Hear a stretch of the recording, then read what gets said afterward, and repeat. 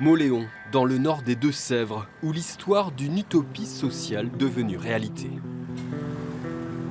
Depuis 30 ans, cette ville est un laboratoire contre la précarité, avec des communautés Emmaüs créatrices d'activités économiques, des élus locaux qui refusent de stigmatiser les demandeurs d'emploi. En 2017, Mauléon s'est mué en terre d'expérimentation, celle du territoire zéro chômeur de longue durée. Une utopie là encore? Pourtant, les chiffres parlent d'eux-mêmes, avec un chômage en baisse de plus de 4%. Le collectif, le communautaire, la solidarité, ça c'est des valeurs très fortes ici, oui. Ça c'est une expérience humaine, humaniste, donc évidemment c'est une chance. L'idée est vraiment de prouver que l'impact social qu'offre le travail permet également des opportunités, des débouchés, y compris sur le plan évidemment économique. Aurélie a été l'une des premières à se porter volontaire pour le dispositif Zéro chômeur. Après une longue période d'inactivité, cette femme de 40 ans est aujourd'hui en contrat à durée indéterminée. Rémunérée au SMIC, Aurélie a changé de vie. Je peux faire plaisir à ma famille, m'acheter des vêtements, faire plaisir à mon fils et à mon mari, faire des cadeaux. Vous êtes fière de tenter cette expérience du territoire zéro chômeur? Oui, je suis très fière. C'est mon premier CDI parce que j'ai jamais eu de CDI avant. Bonjour. Bonjour Cici. Eric, lui, est lourdement handicapé après un accident de la route. Le dispositif Zéro chômeur lui a permis de trouver un poste de chauffeur pour particuliers. La fin de longues années d'exclusion sociale. Ça me met des étoiles, je sais pas comment dire. C'est magique. Là-bas, j'étais chauffeur routier. Et puis, suite à un accident, je ne peux plus conduire le poids lourd. Et puis, après, j'ai une non-éducation et tout. C'est pratique pour vous, madame, du coup, d'avoir Eric qui vous véhicule? Bien sûr, oui, tout à fait, puisque j'ai pas mon permis, donc oui, c'est bien. Et puis lui, ça lui donne du travail, et moi aussi, donc pas de souci. Ouais, à plus tard, si à tout à l'heure. Ouais, bon appétit. Courage, merci. Toutes ces personnes sont salariées à l'ESIAM. ESIAM comme entreprise solidaire d'initiative et d'action mauléonaise. En clair, une entreprise à but d'emploi pour recruter les chômeurs de ce territoire. Le financement de chaque poste est assuré par l'État. Il verse pour chacun 18 000 € par an. Le principe de zéro chômeur est simple, réaffecter à la création d'emplois ce que coûte le chômage en prestations sociales. Et ça marche. En 2 ans, 70 personnes ont retrouvé un travail. Ils vous bluffent tous ces salariés de l'ESIAM? Oui, puisque certains, on n'imaginait pas qu'ils allaient pouvoir travailler. On se disait, mais qu'est-ce qu'on va bien pouvoir faire avec eux? On avait quand même certaines craintes, certaines incertitudes. Aujourd'hui, quand on voit, alors c'est pas facile tous les jours, mais quand on voit qu'ils viennent travailler, qu'ils produisent des choses, et plutôt des belles choses, quand on est dans cet atelier, on est content. Ce qu'il faut ici, c'est que toutes les séries avancent. Les activités sont multiples. Une seule règle, ne pas concurrencer l'économie locale. Dans cet atelier de menuiserie, les salariés de l'ESIAM fabriquent par exemple des composteurs à lombric. Bonjour, ça va? Très bien. Alors explique-moi ce que tu as fait là. Là, je fais des rayons pour les lombricomposteurs en fait. Donc c'est pour le compostage en fait. Voilà, c'est pour la révalorisation des déchets verts. Vous faisiez ce genre de choses avant? Non, pas du tout, non. Vous faisiez quoi? Là, j'étais 9 ans en invalidité et sinon j'étais militaire. Pour trouver de nouveaux marchés, l'ESIAM doit toujours innover. Celle-là, je la prenne. Celle-là aussi. Sa dernière idée, le recyclage de vieilles fenêtres. Avant, ça, c'était enfoui dans la terre pour pas polluer, donc nous, on les récupère et on leur donne une seconde vie.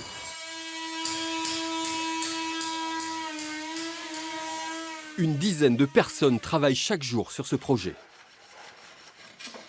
Donc là, après, les dames ici, elles font du nettoyage de carreaux. Donc après, qui serait réutilisé pour autre chose. Après, on va aller sur cet endroit-là, donc il y aura le démantèlement et démontage de partiels. Donc qui sépare l'alu de la ferraille. C'est un sacré chantier?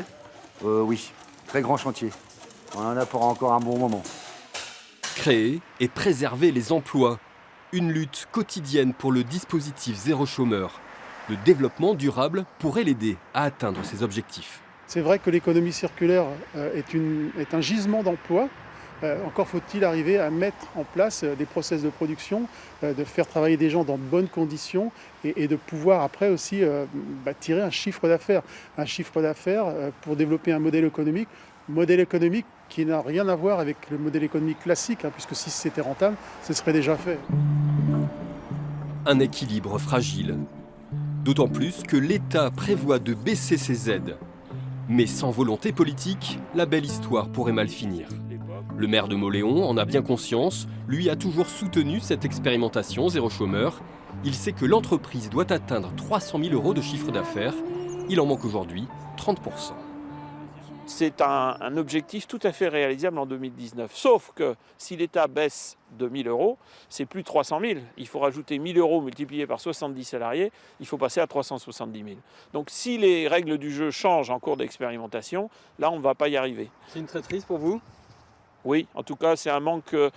C'est là qu'on voit que entre le haut et le bas, il y a une fracture. À quelques kilomètres de là, le lendemain matin, aux ateliers du bocage, Ali commence sa journée de travail. Ali, ça fait combien de temps que vous travaillez aux ateliers du bocage? Ça fait 16 mois.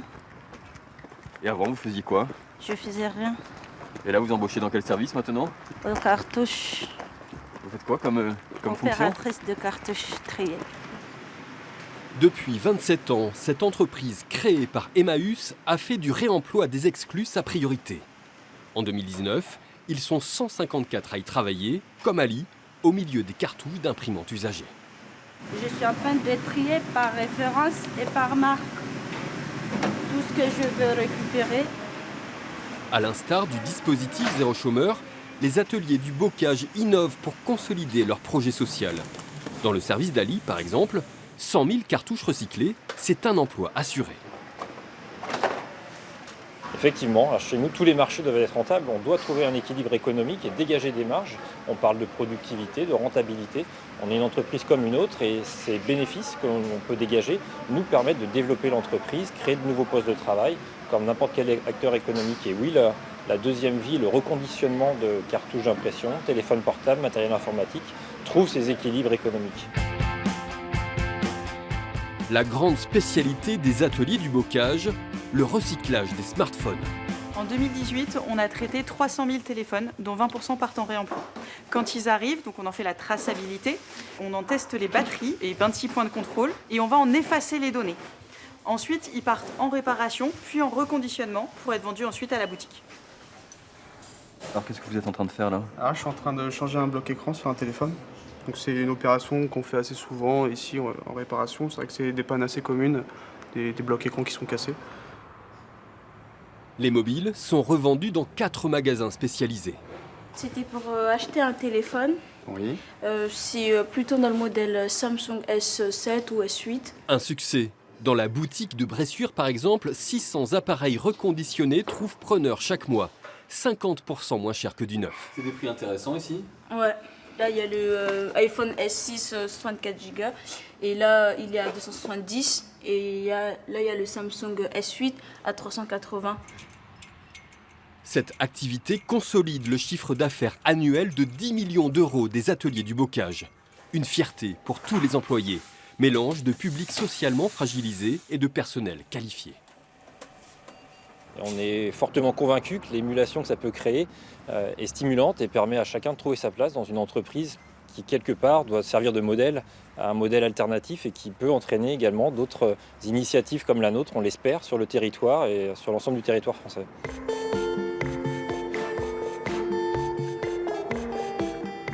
Et effectivement, les initiatives contre la précarité se multiplient sur ce territoire, quel que soit l'âge. Une association offre par exemple un accueil social à des retraités dans un village solidaire. C'est né de la communauté Emmaüs de Mauléon qui a voulu redévelopper un projet d'accueil sur ce lieu pour peu et donc a créé une association pour développer le projet. Voilà. C'était compliqué à assurer pour une communauté d'avoir autant de retraités. Alors au lieu de les mettre dehors, il fallait trouver une solution pour continuer. Georges, prêtre ouvrier, est aujourd'hui un compagnon Emmaüs à la retraite. J'habite là depuis 13 ans. Et vous me disiez que vous n'aviez jamais été aussi bien logé? Oui, j'étais en HLM avant, donc c'était dans une autre communauté, puis aussi en HLM, donc c'était très très bien. J'aime bien cette petite maison. Vous avez combien de mètres carrés là? 50 à 60 mètres carrés avec un étage. Voilà, c'est bien. Une vie communautaire à la campagne pour une demi-douzaine de seniors. Donc ça, c'est des parties collectives. Hein, donc parties collectives, alors ouais. C'est-à-dire, donc il y a des poules, donc là les gens peuvent prendre des œufs, tout ça. Ouais. Là-bas il y a des petites serres, donc il y a... Alors là, c'est le jardin potager, mais bon, là on voit pas grand-chose pour l'instant. Il y a une serre. Ben, ça change un peu, j'habitais à Bordeaux avant, ça change un peu. Hein. Faut mieux être à la campagne, hein, dans le sens. Oui, c'est une meilleure vie. Oui, c'est plus reposant. Sans cette entraide, matinée de bon sens, Renée, elle aussi, aurait eu bien du mal à se loger. Ici, c'est la maison, ici, je suis bien, ça va. Grâce à l'association Vivre au Peu, le loyer de son logement individuel est compatible avec ses revenus.